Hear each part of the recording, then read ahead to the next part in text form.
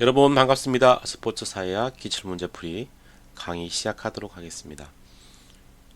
스포츠 사회학 관련된 그동안의 출제는 2015년부터 시작해서 작년이죠. 2022년도까지 있었죠. 상당히 좀 자주 많은 출제가 있었는데 그 기출문제들을 좀 풀어드리도록 하겠습니다. 전체적인 출제 경향은 아무래도 2015년들은 초창기니까 좀 문제가 쉬웠다면 갈수록 문제가 어려워지고 있습니다. 여러분 잘 아시겠지만 시험은 시험입니다. 그렇기 때문에 기존에 나왔던 기출 문제를 토대로 하되 가면 갈수록 그러한 문제들을 다양한 방식으로 이렇게 출제를 해서 털릴 수 있는 그런 내용들을 만들어내고 있는 그런 출제 경향이 있다고 할 수 있습니다. 제가 이렇게 파워포인트 위주로 좀 보여드릴 건데요.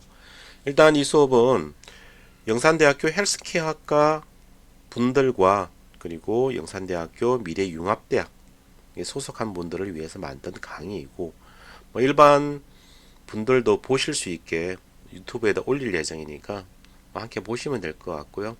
다만 영산대학교 헬스케어학과 그리고 미래융합대학 단대에 소속되어 계신 성인학습자를 위해서 만들어진 그러한 강의라고 이해하시면 될 것 같습니다. 본 강의 시작하도록 하겠습니다. 자, 이건 단원별 출제 빈도인데요. 자, 이게 대경 북스에서 좀 자료를 가져왔는데 2022년도 건 없죠. 최종적인 출제 경향은 나중에 따로 제가 2022년도 거는 따로 해설해 드릴 예정에 있습니다. 제가 좀 이 촬영 시간이 돼야 되기 때문에 장담은 할 수 없지만 최대한 노력해 보도록 하겠습니다. 자, 예제를 풀어보며 부족한 지식을 채워 나가는 것이 필요하고요. 스포츠 사회학은 어떤 분들은 엄청나게 어려워하십니다. 왜냐하면 문맥 하나하나를 다 이해해야 되거든요. 그런 측면이 있는 반면에 제가 늘 우스갯소리를 하는 말이지만 독해력 문제가 상당히 많습니다. 한국어를 정확하게 구사하실 수 있다 그러면 풀 수 있는 문제들이 상당히 많다는 것이죠. 즉 공부를 안 해도 어느 정도 풀 수 있고요. 하지만 공부를 하지 않으면 고득점은 어려운 그런 과목이 스포츠 사회학이라고 볼 수 있습니다. 자, 본 문제 들어가겠습니다.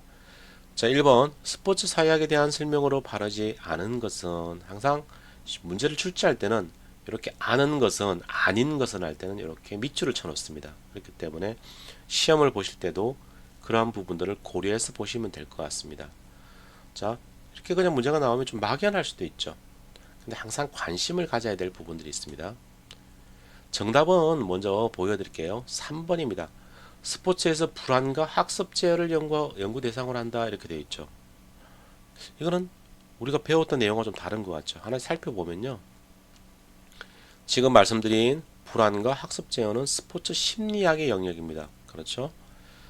자, 우리가 관심을 가지는 건 스포츠와 사회학의 상호 관계에 관련된 부분입니다.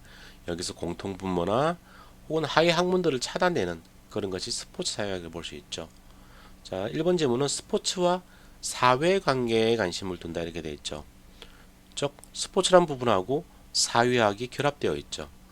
다음은 스포츠 과학의 분과학문이다. 왼쪽에 나와 있는 이 스포츠의 분과학문일 뿐만 아니라 사회학의 분과학문이기도 한 것이죠. 다음은 스포츠 맥락에서 인간의 사회 행동 법칙을 규명한다. 즉 스포츠의 맥락이라는 부분이 있고요. 그리고 인간의 사회 행동 법칙이라는 부분이 있죠. 이렇게 두 가지가 결합된 형태를 우리는 스포츠 사회학이라고 할 수 있습니다. 복습해 보도록 하겠습니다. 수업 시간에도 여러 번 반복했던 내용인데 반드시 지금 보여드리는 그림을 기억해 놓으셔야 됩니다. 이렇게 생겼죠. 스포츠와 사회학이 서로 이렇게 인접해 있습니다. 가운데 공통분모가 존재하죠. 그렇기 때문에 스포츠와 사회학은 공통분모가 존재하고 서로 간에 상호 영향관계에 있습니다. 자, 우리가 스포츠 사회학을 정의할 때는 이러한 스포츠 과학과 사회학의 경계학문 혹은 학제간 과학이라고 합니다. 즉 학문과 학문 그 사이에 있는 과학이라는 의미입니다. 그리고 스포츠 과학의 분과 학문이기도 하고요. 사회학의 하위 학문에도 포함됩니다. 그리고 사회학이 일반적으로 스포츠 과학, 학문적인 측면에서 볼 때는 스포츠보다는 사회학이 먼저 정립이 되었기 때문에 이 사회학의 이론과 연구 방법들을 스포츠 현상에 적용하는 것을 우리는 스포츠 사회학이라고 하고요. 또 한 가지는 일반적인 사회 구조가 있습니다. 그것을 통해서 스포츠에서의 행동 유형과 사회화 과정을 설명하는 것을 우리는 스포츠 사회학이라고 할 수 있습니다. 이런 머릿속에 이 그림들을 기억해 놓으시면 스포츠 사회학의 어떤 정의와 관련된 부분들은 크게 어렵지 않게 풀 수도 있습니다. 이와 관련된 문제들은 뭐 해마다 혹은 한 해 걸로 한 번씩 꼭 나오기 때문에 반드시 이 그림을 기억해 놓으셔야 됩니다. 자, 다음 2번입니다. 사회 구성원의 긴장과 공격성을 해소해주는 기능에 해당하는 것은 말 그대로 개념을 설명하는 질문이죠. 긴장과 공격성, 이것은 어떤 의미일까요? 바로 심리적인 기능을 의미합니다. 제가 여러분들 질문을 제가 읽어드리지 않았는데 다시 보시면 1번이 사회 정서적 기능, 2번 사회 통제 기능, 3번 사회화 기능, 4번 사회 통합 기능이죠. 뭐가 정답일까요? 정답은 사회 정서적 기능입니다. 제가 위에 이렇게 힌트를 드렸죠. 바로 심리적인 어떤 내용에 해당되는 그런 지문을 찾는 것이 이 문제의 핵심이라고 볼 수 있습니다. 즉 한국어 독해력 문제로 치환할 수 있는 그런 문제가 2번이 될 것 같습니다. 자, 복습 한번 해볼까요? 스포츠의 사회적 순기능인데요. 여기 보면 순기능 제가 말씀드렸죠. 순기능, 역기능이 있는데요. 순기능은 좋은 놈, 좋은 의미를 가진 것들이고 역기능은 나쁜 의미들을 가진 것들이고요. 나쁜 놈이죠. 그리고 조금 중간에 있는 좀 이상한 놈도 있습니다. 영어 제목이죠. 하나에 살펴보면요. 첫 번째가 사회성 함양 기능입니다. 스포츠 참여를 통해 바람직한 인격 형성, 자기 수양, 경쟁적 생활 준비, 그리고 도덕적 발달, 훌륭한 시민정신 함양 등이 가능하고요. 사회의 장으로서 여러 가지 사회적 경험을 쌓게 해서 긍정적 정서 형성에 기여하기도 합니다. 중요한 건 사회성이죠. 사회성. 예, 이 부분을 유념해서 보셔야 됩니다. 다음 보면 사회화죠. 뭐가 조금 다른 것을 알 수 있습니다. 사회화 기능은 사회 통합 기능을 의미하기도 하는데요. 격리된 개인을 결집력 있는 집단 속으로 통합한다든지 개인 간의 유대성과 통일성을 유지하고 그리고 구성원의 분열을 방지하고 사회체계의 효과적 기능에 도움을 주고 구성원을 통제하는 요소를 포함하는 것이 사회화 기능이라고 볼 수 있습니다. 화자에 방점을 찍으실 필요가 있죠. 다음은 사회 정화 기능입니다. 정화라는 건 깨끗하게 한다는 뜻이죠.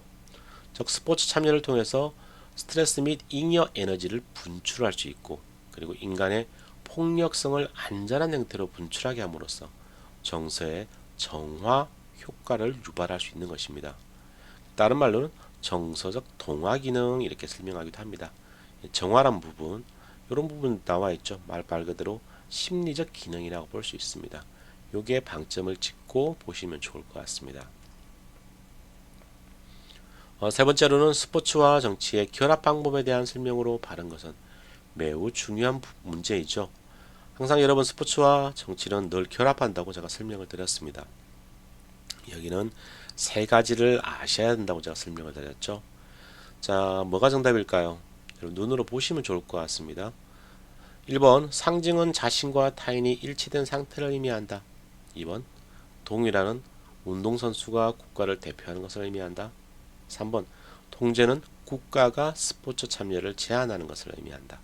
4번 조작은 정치 권력이 인위적 개입을 통해서 상징 등의 효과를 극대화하는 것을 의미한다. 정답이 무엇일까요? 먼저 맞춰보시고 제가 해설해 드리도록 하겠습니다. 정답은 4번이죠. 바로 조작은 정치 권력이 인위적 개입을 통해 상징 등의 효과를 극대화하는 것을 의미한다. 이것이 바른 설명이 되는 것이죠. 하나 설명을 드리면요.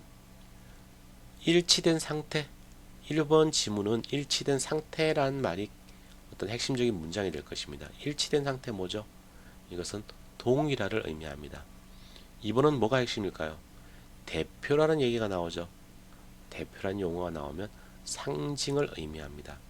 태극기라든지 뭐 이런 것들을 의미하죠.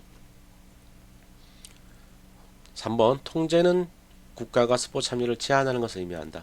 이런 부분들은 우리가 얘기하는 스포츠와 정치의 결합 방법에 대한 내용과 큰 의미가 없는 그런 지문이라고 볼 수 있습니다. 4번에 보면 효과를 극대화 이렇게 나와 있죠. 이것을 우리는 조작이라고 정의하고 있습니다. 자, 전체적인 내용을 요약해 보면 일반적인 절차는 상징을 통해서 다음 동일화가 일어납니다. 그리고 조작이 일어나는 것이죠. 일반적으로는 상징, 동일화, 조작, 상징, 동일화, 조작 이렇게 암기해 놓으셔야 되고, 다만 중요한 것은 상징, 동일화, 조작은 동시에 진행이나 발생이 가능하다는 것도 당연히 알아놓으셔야 됩니다.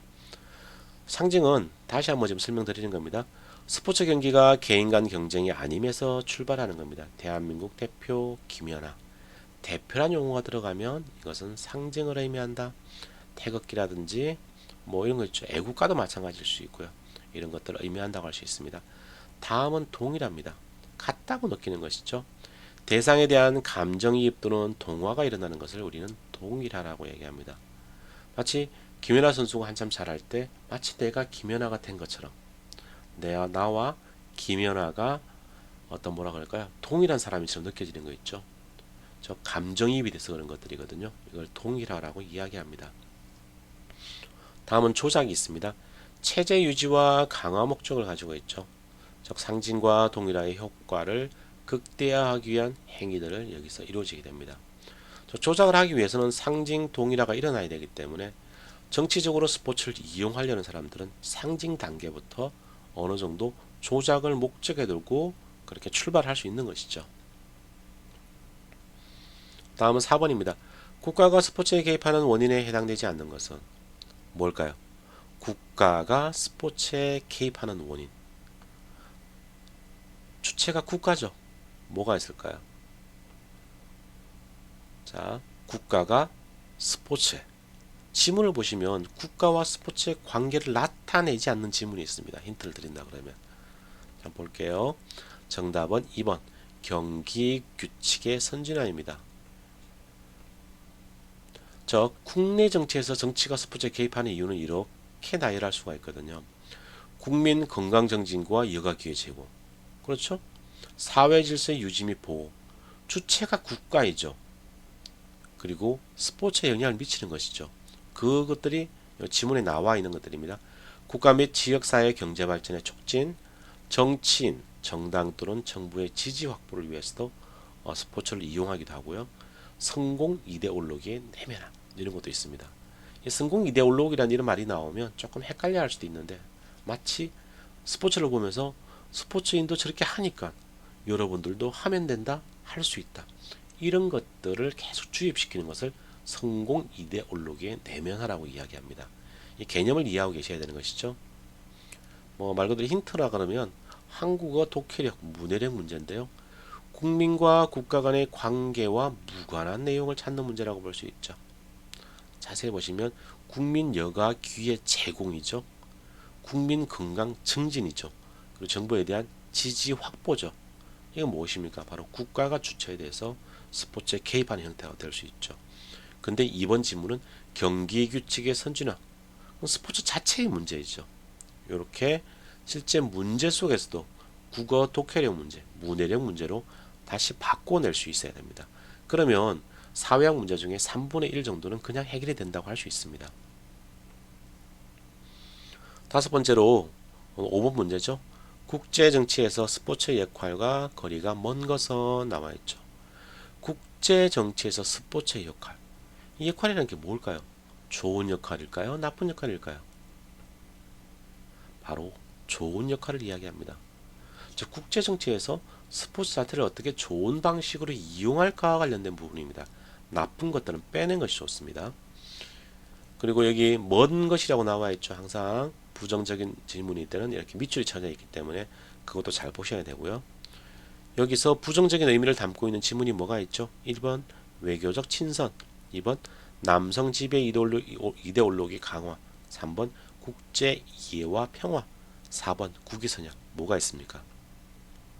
한국어 독해력 문제입니다. 나쁜 놈 찾는 문제죠. 정답은 2번 남성 지배 이데올로기의 강화라고 할 수 있습니다. 뭐 따로 설명을 안 드려도 되겠죠? 바로 2번이 나쁜 놈에 해당됩니다. 우리가 뭐 역할이라고 얘기할 때 이거예요.